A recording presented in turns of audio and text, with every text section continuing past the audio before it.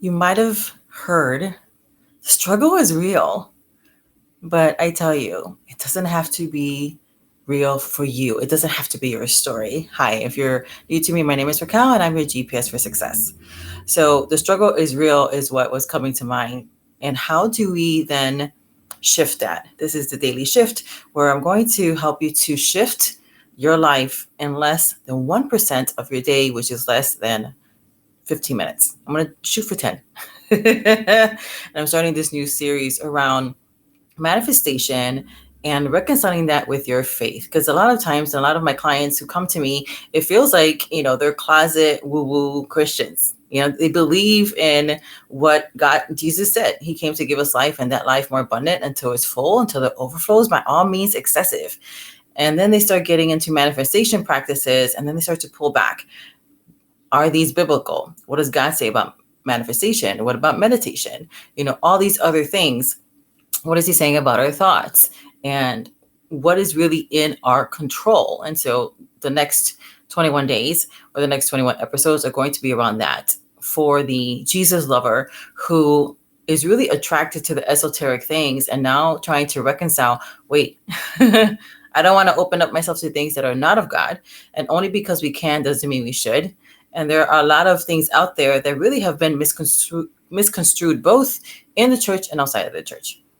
And so during this series, you're going to love it, especially if you've had a lot of confusion around manifestation practices and especially meditation and even things like EFT, which is emotional freedom technique. You might know it as tapping. And so I'm going to be breaking that down for you. But meditation and other modalities is how I ended up losing 3 inches off my waist in the last week. Without diet, without exercise. I didn't change anything I was already doing. I did start drinking a little bit of juice that I concocted, that I have a little recipe for, but I was already losing before I started drinking that. And so I lost 3 inches in my waist. I actually lost an inch on my hips. What else happened? Oh yeah, I had a dream that I got an unexpected $500. And then that day I said, when I woke up, I have weird dreams. Who has weird dreams? Say I in the chat. And I said, well, that part of my dream I want. I would like an unexpected $500 today. In fact, I desire it. Come in. And within a couple hours, I think it was like 2 or 3 hours, I got like $575. And then 2 hours after that, I got another 10. So I got an unexpected $585. You're like, well, maybe that's all coincidence. That's a lot of coincidence in a week. And so if you're still interested and you want to know how I'm doing it, then keep on watching. So that's the thing, right? When we're looking at the manifestation practices, how is it that we can go all in? And one of the things that I know I struggled with when I was coming into this is that, and I got so mad when I started to find out the truth. A lot of the times, we might go into these woo-woo spaces because a lot of people in those spaces are so open to the possibilities. They're so open to understanding that this universe has been created to be abundant. They get it a lot more times, and they're easier and freer than the people in the church. And so that's why so many of us are attracted to those groups and to be around those people groups, because it feels like us. It feels like home. It resonates with us because we know that that's true. We just don't know how to live it out. And I remember when I first started coaching, really, God had led me to quantum physics, and I did a lot of study around that. And that's actually was the first course that I did, was quantum creating. And it was a 12-week course, and it was amazing years ago. It's still very relative. And I had this game of like, what is Raquel manifesting this week? And so I was purposely manifesting things using some of the concepts of quantum physics. Then, I started watching some other things, and I remember hearing a lot in these circles about, holding a thought for 17 seconds. And then, it's like, that's how you start like manifesting things, and things start changing with you. And they made it seem like something that was very mystical. And we hear that even sometimes in certain circles in the Christian walk, where they make it sound, the spiritual aspects are so mystical. And for some of us, we like the theatrics of that. And there's nothing wrong with that. But I remember then finding out how really They made it seem like it was something it wasn't, because at the end of the day, that's just how your brain works. That's just how your system works. Now, when you are thinking a thought, right? A thought comes up and you have a choice to entertain it or not. This is why God tells us to cast down every vain and wicked imagination.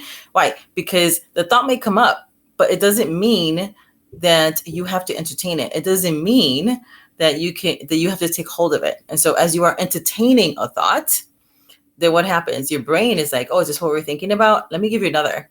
And then you start having a cluster of thoughts. It can happen very fast. And then those thoughts have a chemical signature.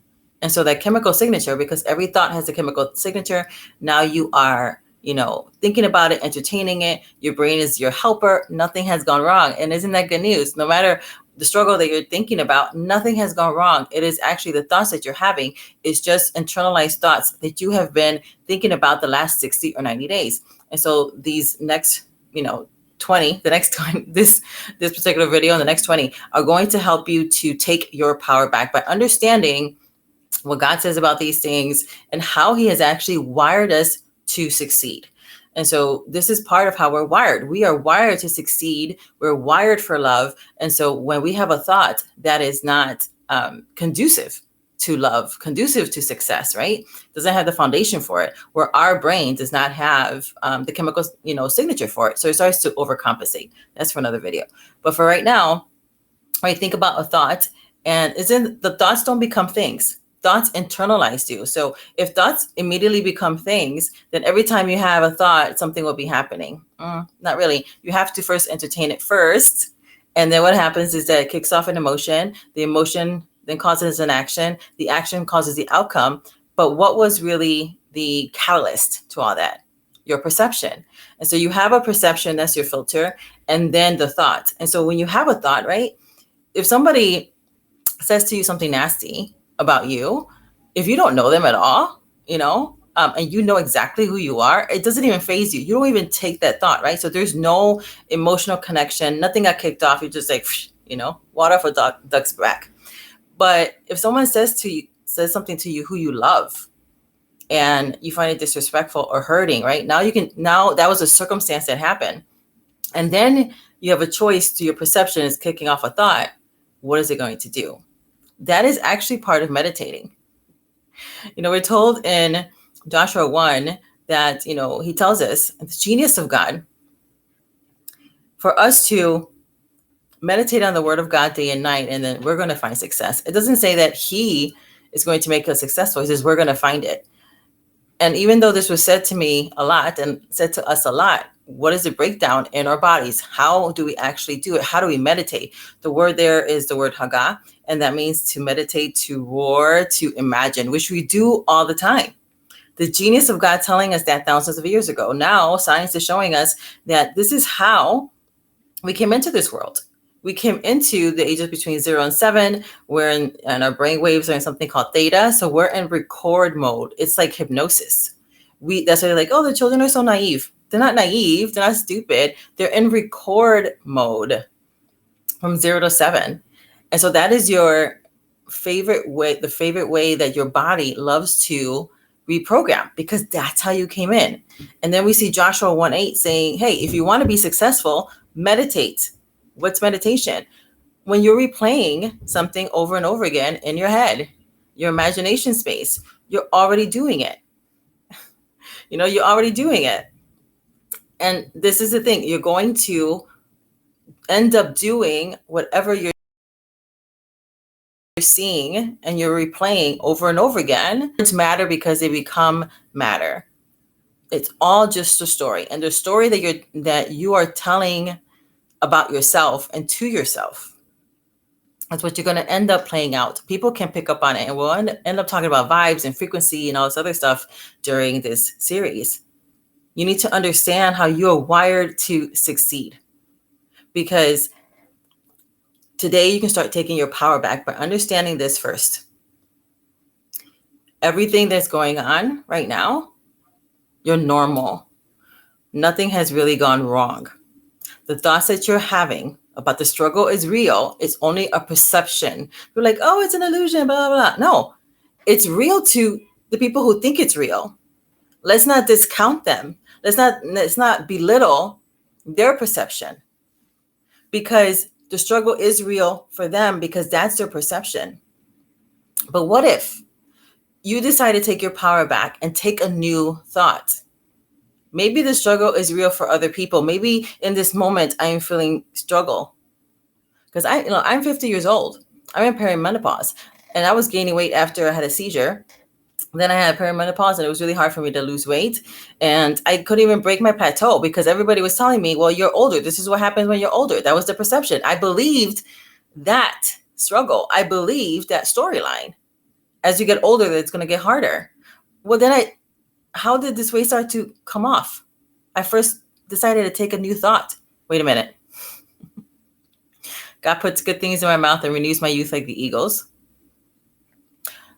Jesus doesn't struggle with his weight. Didn't struggle with his weight. I know he, left early. He was like 33. But still, God puts good things in my mouth and renews my youth like the eagles. I don't have to be in that group of people. And it was that simple to start the turnaround. And as soon as I started to do that and started incorporating meditations of the one I designed them for myself, I immediately started to lose weight again. And it broke my plateau. And I couldn't break it. It would not go. But what happened? I changed my thought about it. I remembered that between 0 and 7, that's how we came in. And I remembered that's how our bodies are wired to succeed, is through meditation. And we do it all the time in different forms. We do it all the time. We're never going to go any further than how we see and feel about ourselves. And as soon as I started seeing myself differently, and I started to internalize the new thoughts, my youth is renewed like the eagles. My body has a capacity and is now releasing the excess weight. My metabolism is being renewed like I was when I was, and I said a certain age for myself that I set. Same thing, even with, I wanted a ukulele, and that was a desire. Yes. Like, well, God gives you the desires of our heart. Yes, he does, because he's good and he's gracious.